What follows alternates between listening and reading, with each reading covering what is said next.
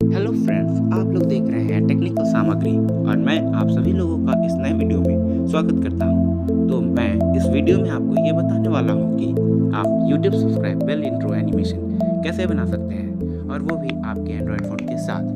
तो गाइज चलिए इस नए वीडियो को स्टार्ट करते हैं।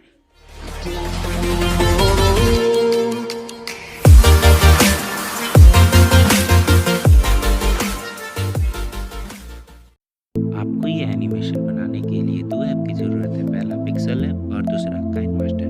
तो दोस्तों मैंने दोनों ऐप का डाउनलोड लिंक डिस्क्रिप्शन में दे दिया है, तो आप वहां से डाउनलोड इसे कर सकते हैं। तो आप मेरे स्टेप्स को फॉलो करिए और वीडियो को एंजॉय करिए।